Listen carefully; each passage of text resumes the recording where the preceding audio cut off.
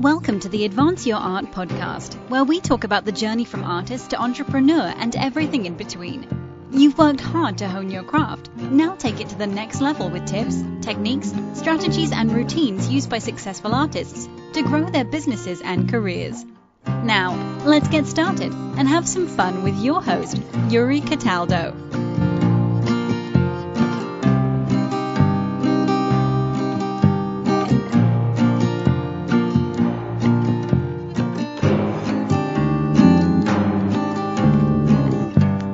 Valorie, hello. Welcome to the show. How are you doing this evening?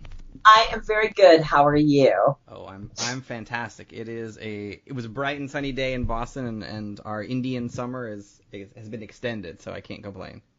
Good. Excellent. I live in California. It's always sunny in California. It is. Is it awful to always have good weather all the time? No. I went to acting school in Chicago, and then I went right to New York, and I spent between the two of them, 25 years, the first 25 years of my adult life. So I'm fine with never having to be in snow again. Sure. Yes. I grew up in Indiana, so I'm very familiar with the Chicago winters, and I don't miss that, although it's not any better in Boston. No, it's awful there. Yeah. Oh, yeah. Especially February. So I like to start off by asking how you describe yourself and what you do.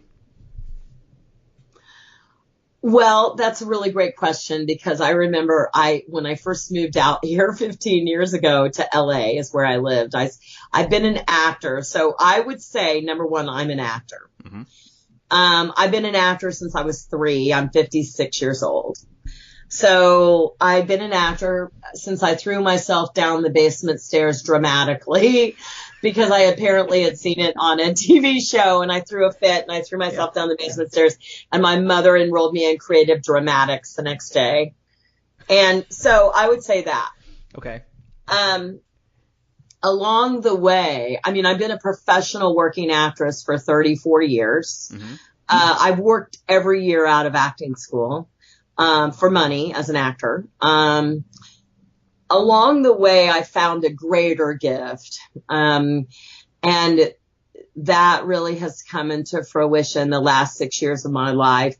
I always helped actors with their careers. That was something that I did. I wrote my first textbook about it in 2006. In the 90s, I had a company called Strategies in New York, mm-hmm. where actors would hire me. But then 6 years ago, I started Actors Fast Track. So I'm a business coach for actors, and I believe that my greater gift beyond being an amazing actress is being amazing at helping actors' dreams come true. Mm-hmm. I'm really good at building a plan and helping actors become full-time actors. It's just what I found my bigger goal is. Yeah. Well, good. All right. Well, so there's a lot there to unpack. Yes. So right. So let's start with you. Okay. So, I love your intro story about, being 3 years old and throwing yourself down the stairs dramatically. It's true. But so beyond that, why did you want to become an actor? Well, I think growing up, I was an indoor kid. I had lots of friends, and my parents were very social, but I was fat, so I was teased a lot. And when I stumbled onto acting, I realized that I was something I was really good at. And people didn't care if I was fat because they thought I was so good in the play. Mm-hmm. Right? Oh my God, you were so good in the play. Right? And so it was a way for me to get attention, which I craved so much and still do. But, early on. And then I found out that you could I had parents that were awesome. Mm-hmm. I found out that I could actually go to school for acting. And then, as far as figuring out how to make a living acting, no one taught me that. Mm-hmm. They did teach me that after acting school, but no one taught me that in acting school. Because they don't know how to teach it. Right. But yeah, so, Anyway, did that answer your question? Yeah, it did. So I didn't go to school for acting, but I went to school for theater on the design side, and they also don't teach you the business of anything, basically. Yeah. So why do you think that is? So there are phenomenal because they don't know. Yeah, okay, because they don't know. Yeah. Okay, first of all, because the story is so thick that we buy into. Mm-hmm. So let me unpack that story a little bit for you. Okay. Here's the story. It's the hardest thing that, as an actor, it's the hardest thing you can ever do. It's all about luck. You're a freelancer. You have no control. These are all things that I was told. Mm-hmm. So therefore, when I have to make money, I don't think of acting because I've been told that I can't do that. So I go wait tables or do, data entry or whatever I do. Mm-hmm. I'm a nanny and I don't focus on becoming a full-time actor. What I've realized the last 6 years is that by turning these actors into full-time actors, they started getting full-time results. Mm-hmm. And so therefore, everything that I was ever told was false. Because I asked myself, what if you had to make a living acting? Like, what if you had no other choice? What would you do differently than you're doing right now? Yeah. The other thing that artists are led to believe is it's really backwards to any other kind of business. In an everyday business, the most important thing is to capture the cash, sell your wares, sell your products. Right. So actors are told to get an agent, which is to get a salesperson. Now, I've been in business for 6 years, and I'm the primary salesperson for Actors Fast Track. I do have a sales team, but guess who sold the most? I'm guessing you. Yes. And I want to be really clear about how much I've sold in 6 years to poor, starving artists. Ready? $1.38 million. Wow. To poor, starving artists. Yeah. That's another mistrue statement. We are told you're a poor, starving artist. I'm a poor, starving artist. So when you act like a poor, starving artist, guess what you get? You poor, are. starving artist back. Right. Right. And so, yeah. So,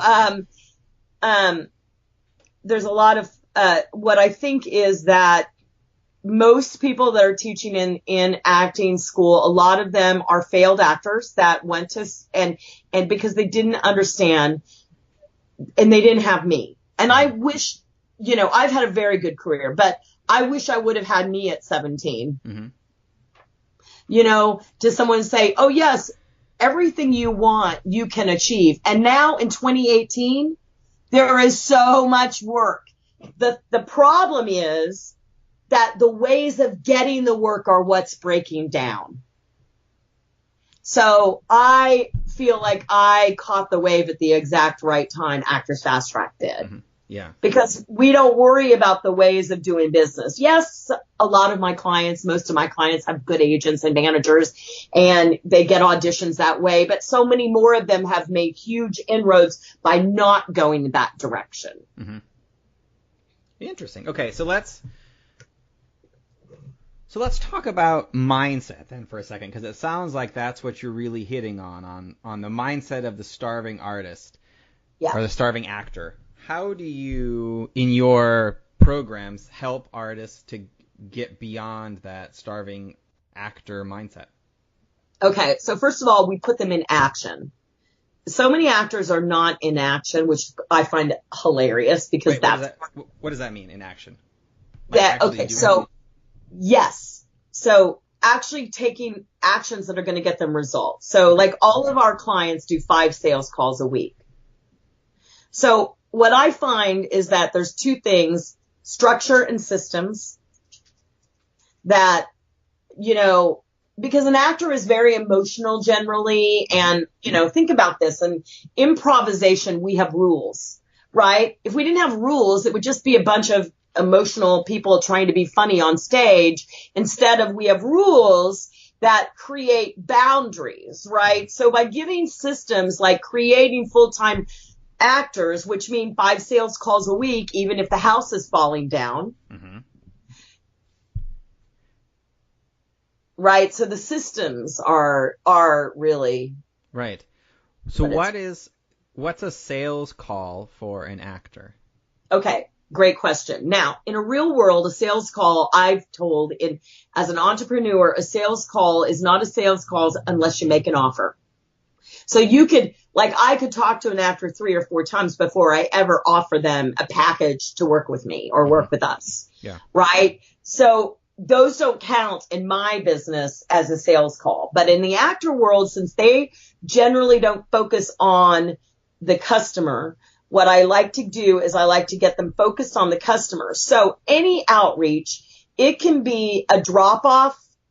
And so their customers, first of all, are casting directors, directors, producers, and writers. Somewhere in those realms are where our customers are. Mm-hmm. So if every week I'm doing a drop off to someone on my list that I've created, or a warm letter, or a postcard, or I'm pitching myself on the phone, or I'm doing a casting workshop, but it's that constant of, so it can be any of those things can count as a sales call. Okay.